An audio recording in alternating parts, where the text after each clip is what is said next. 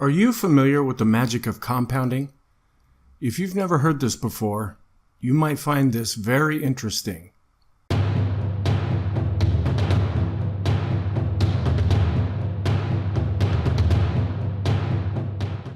Before I start on this video, I want to remind you that I have a free workshop that is available to you by clicking on the link in the description box below this video.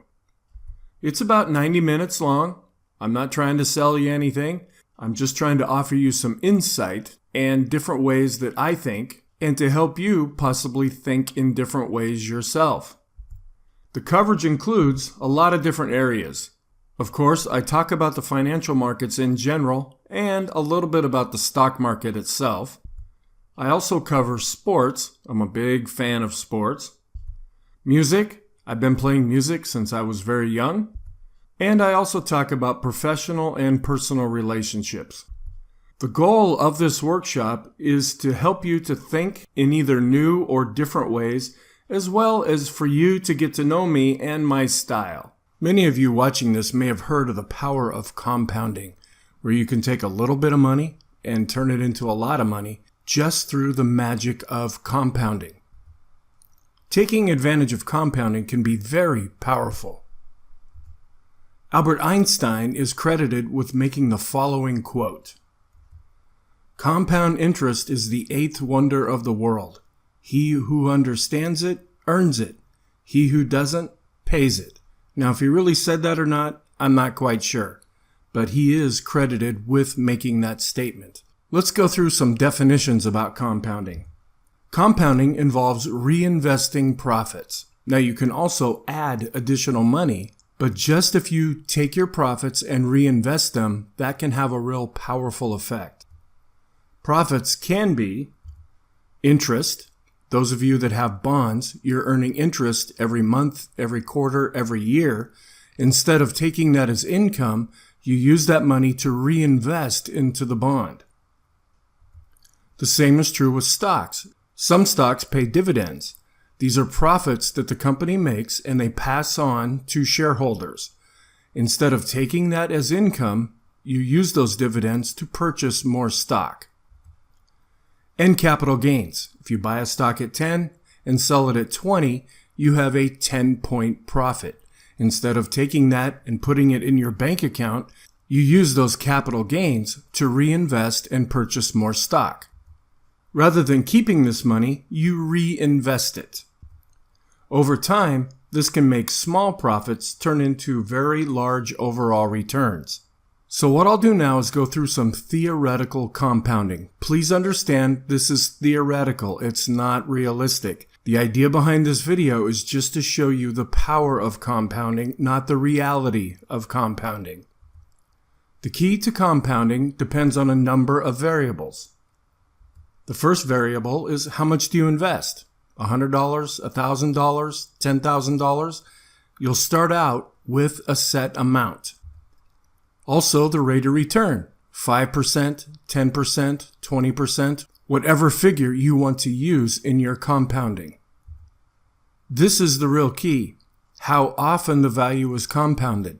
If you take a set of money, let's say $1,000, and it earns 5%, if you compound that 4 times, you'll get a result. But if you compound that 10 times, you'll get a much greater result.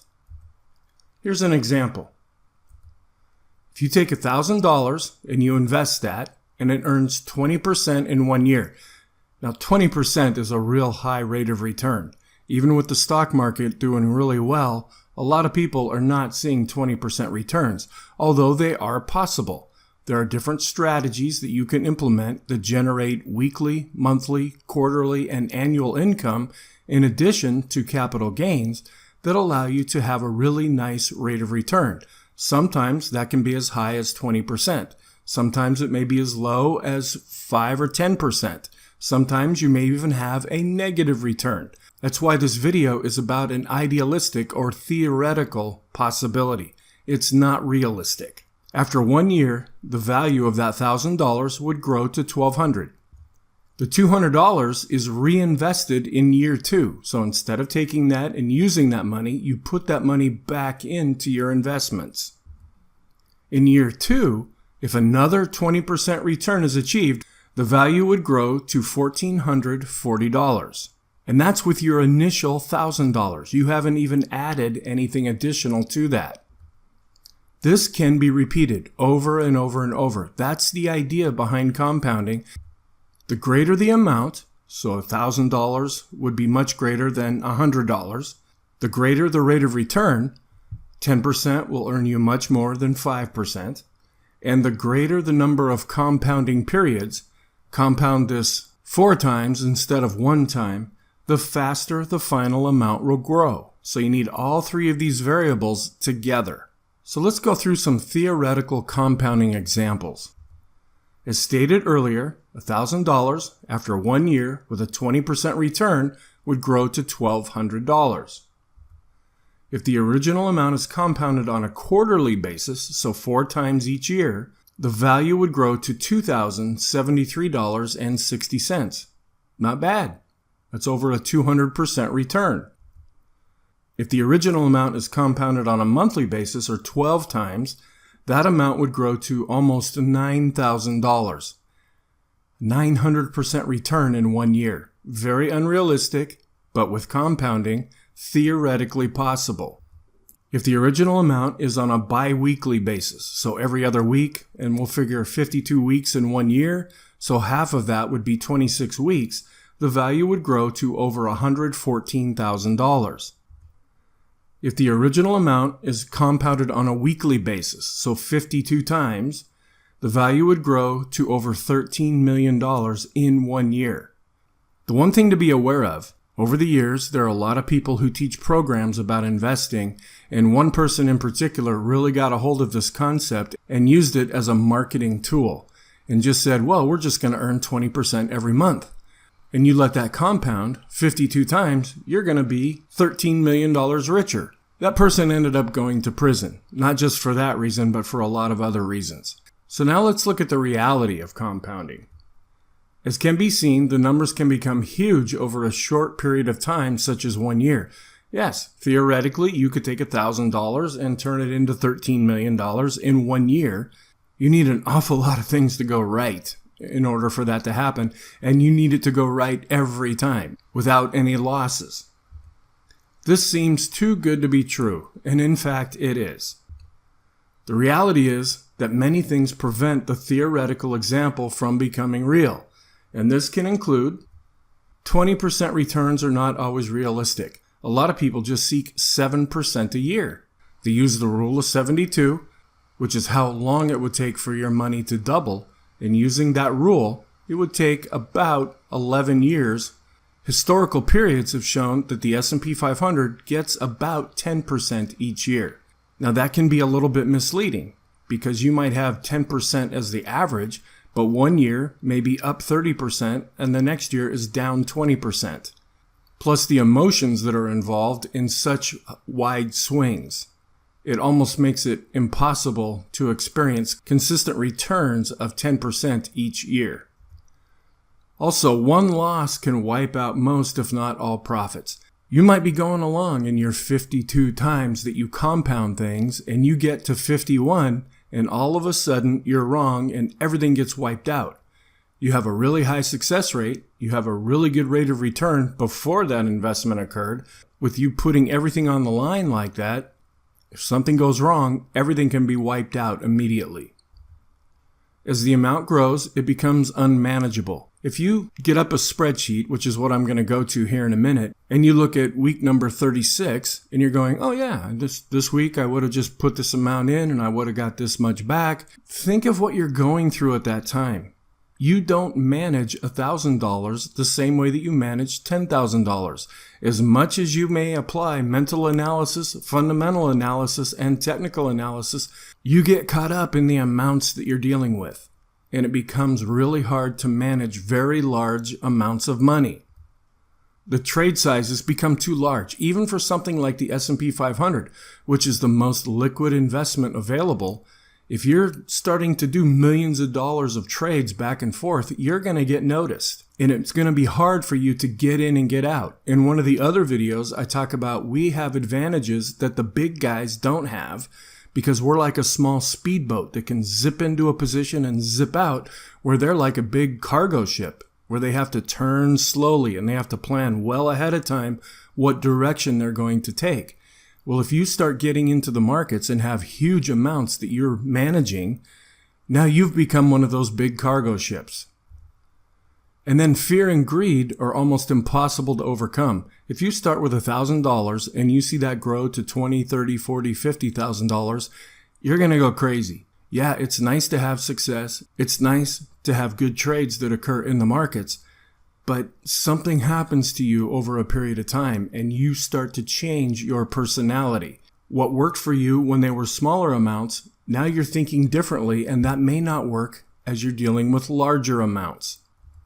Another thing to consider is that positions require round values. In order to achieve these types of returns, you have to implement things like options. Well, options are based on 100 shares. And when you're buying a stock, you need to buy 100 shares or 200 share lots. When you're dealing with dollars and cents, that will not always equal out to an even number of shares, either 100, 200, 300. So some of that money will not get reinvested because it doesn't buy a full lot or it doesn't cover a full options contract. For example, it may not be possible to invest $1,234.68. Amounts must fit the position amount and size in order to use lots and standardized option contracts. We're not using dollar cost averaging here, where you take a set amount and you may be able to buy fractional shares or a fractional lot or an odd lot. Let's look at a little bit more realistic approach. And this is just one example that I give you. There are lots of different money management techniques and ways that you can take advantage of compounding, but be realistic at the same time. A plan should be developed that includes proper money management. That's really what it's going to come down to.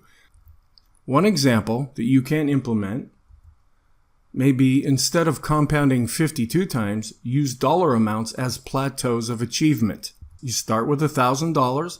If it grows to $10,000, you take out $9,000 and place this amount in other less risky trades or investments.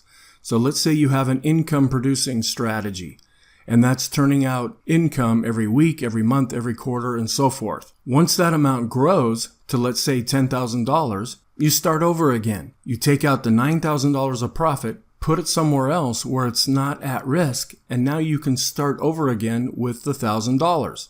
Another approach could be that you want to protect your initial investment. You start with $1,000. Once it grows to $2,000, you pull your $1,000 out and put that in a safe place.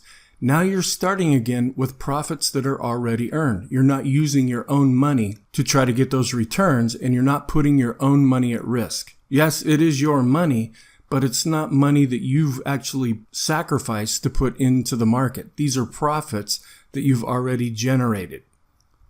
Then repeat the process starting with $1,000. Now, even that is quite unrealistic, but this is much more sober than just thinking, I'm going to start with a small amount, have it grow to a huge amount, and everything's going to be fine along the way.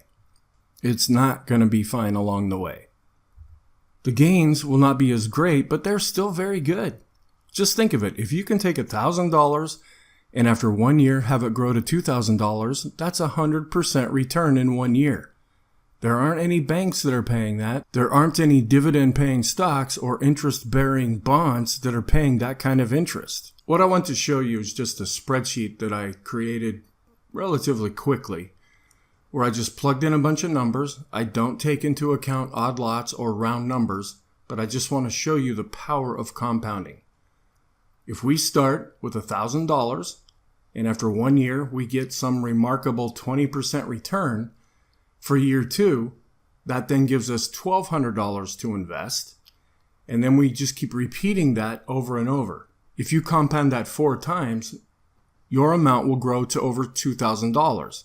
So you've more than doubled your money. If you compounded that once a month or 12 times, it would grow to almost $9,000. If you compounded that every other week or bi-weekly, that amount would grow to over $114,000. And then, as I talked about earlier, if you compounded that 52 times, that would grow to over $13 million in 1 year. So let's play around with this a little bit. Instead of earning 20%, let's go down and say that we just earn 10%.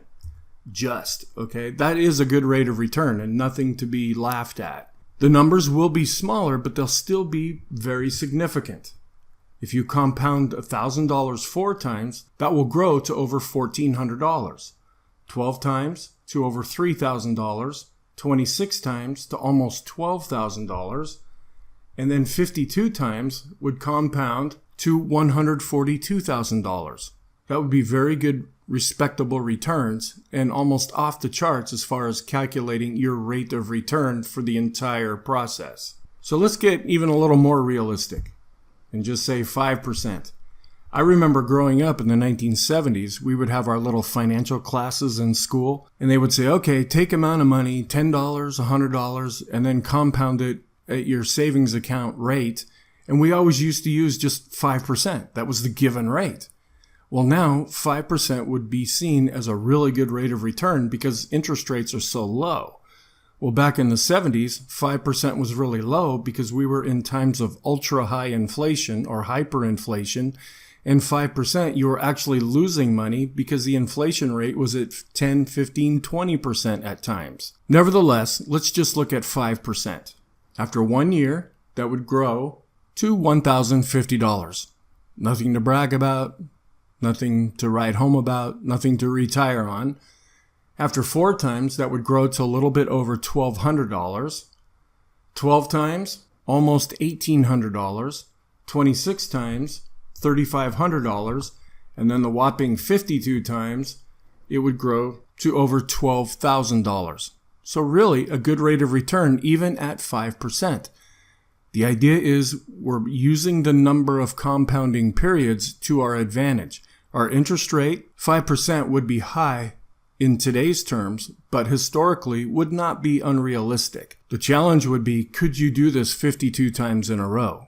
That becomes the real obstacle at that point. Let's go back and try 15%. If the average rate of return of the S&P 500 is 10% and you think you can do better than that, let's say you can average about 15% a year.